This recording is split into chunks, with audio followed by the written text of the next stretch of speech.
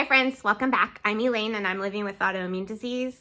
When I asked you all what you wanted to see during Vlogtober, somebody said they wanted to know the best advice that I received from a doctor. I didn't want to just answer it once. I made a whole list of the best advice I've received from medical doctors. So let's get into it. Number one, my family medicine doctor told me breaking up with a specialist is okay. When I didn't have the best time with the first rheumatologist I was referred to by my family physician, I sought a second opinion. During a follow-up appointment, he asked me how things were going with Dr. So-and-so. Well, at that point, I was no longer seeing Dr. So-and-so. I had to come clean and tell him that I broke up with Dr. So-and-so and I was now seeing the new doctor. I think that he could sense my anxiety about telling him and having that conversation, and his response was, it's okay if you're not getting along with that specialist to find somebody else you can work with. Number two comes from my dermatologist. She advised to use super glue on cuts. I get a lot of fissures on my hands from scleroderma, and it makes it very difficult. You can't walk around with 15 Band-Aids on your hands. But I need to keep those cuts sealed so bacteria doesn't get in.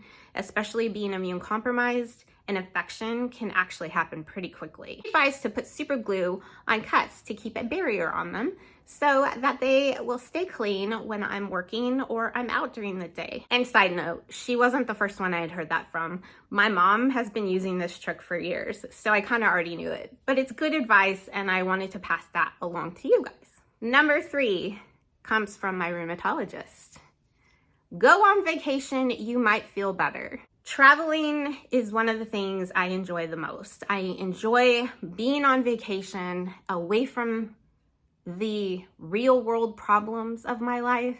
I don't ever escape medical problems. In the beginning, I explained to him that I was very afraid to take a trip to Vegas because I was afraid I would run out of spoons, not have a good time.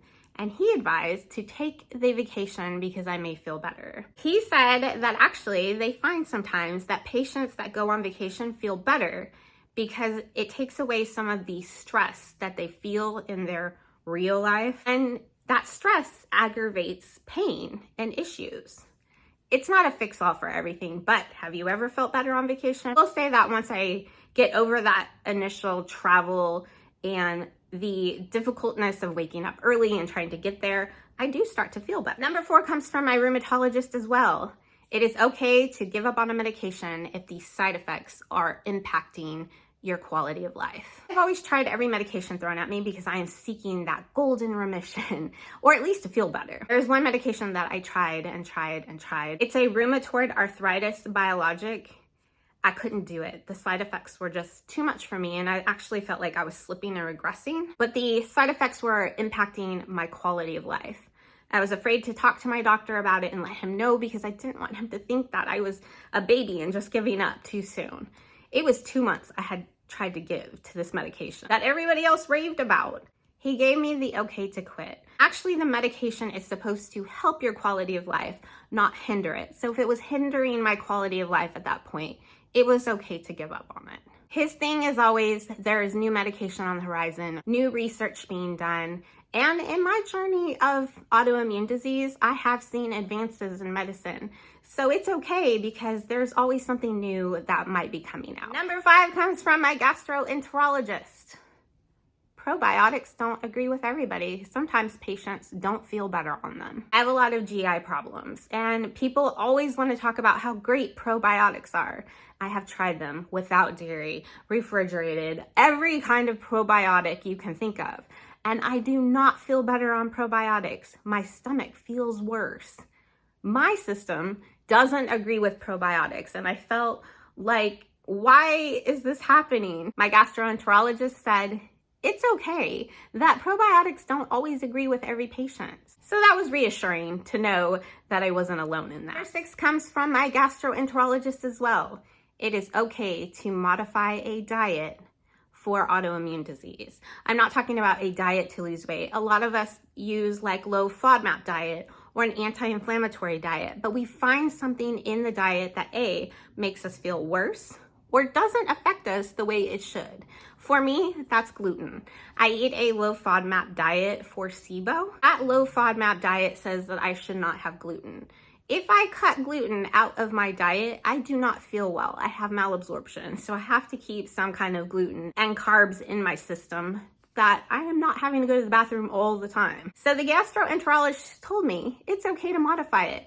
I don't have celiac disease. I have been both blood tested for it and biopsied for it, and it doesn't come back. So gluten will not affect me in a harmful way, she said. And truthfully, I did try to eat gluten-free for 2 weeks to see if my symptoms would improve altogether, like my rheumatoid arthritis symptoms, my scleroderma symptoms, and it didn't. So it didn't affect me. Number 7 comes from pretty much all of my specialists.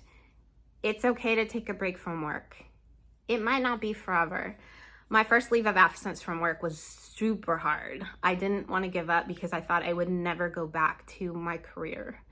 And I had that really personal conversation with my rheumatologist, letting him know how fearful I was. He was the first person to reassure me that taking that break for work was okay.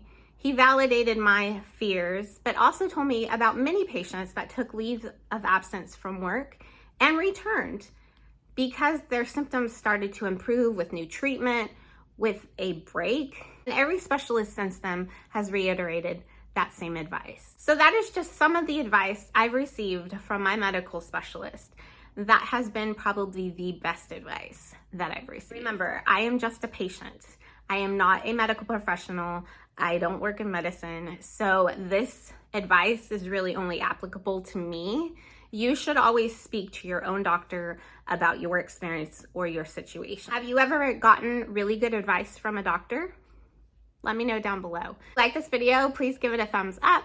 Thank you for watching. And to the person that suggested this topic, thank you. I really enjoyed sharing. I've had a lot of good interactions with my specialists over the years, and it's nice to look back and realize how much life advice I've really gotten from them. If you haven't yet subscribed and you would like to come along on my adventure, I would love to have you. We're doing Vlogtober right now. So please hit the subscribe button. It's absolutely free. It's not a membership. It's free. And until my next adventure, go have yours.